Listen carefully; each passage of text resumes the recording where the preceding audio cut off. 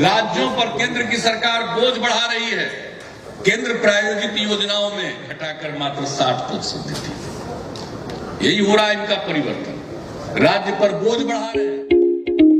देश की आर्थिक स्थिति बहुत खराब है, बैंकों की हालत खस्ता है। किस तरह से उनका पैसा डूब रहा है, बड़े बड़े लोगों ने पैसा ले लिया।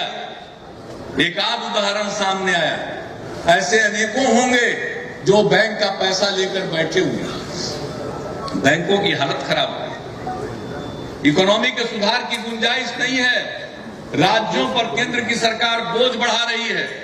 केंद्र प्रायोजित योजनाओं में केंद्र का हिस्सा कम करके राज्यों का हिस्सा बढ़ा रहे हैं। ग्रामीण विद्युतीकरण योजना का नाम पहले था राजीव गांधी ग्रामीण विद्युतीकरण योजना, नाम बदल गया, अब दीनदयाल उपाध्याय योजना हो गई वो। लेकिन जब राजीव गांधी योजना थी तो केंद्र 90% पैसा देता था। नाम बदल के दीनदयाल उपाध्याय जी के नाम पर कर दिया, अब केंद्र घटाकर मात्र 60% देती है। यही हो रहा है इनका परिवर्तन। राज्य पर बोझ बढ़ा रहे हैं।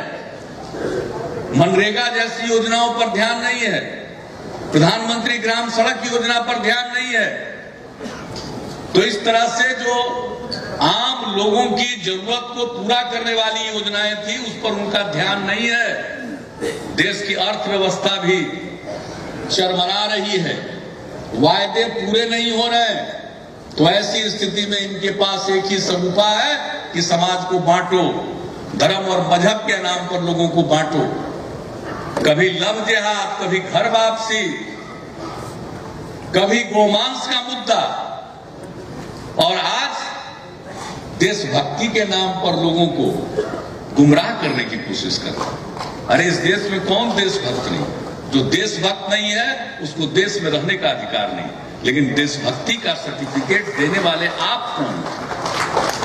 मैं पूछना चाहता हूं, जो देश की आजादी की लड़ाई में हिस्सा नहीं लेता है वो आज देशभक्ति का सर्टिफिकेट बांटेगा।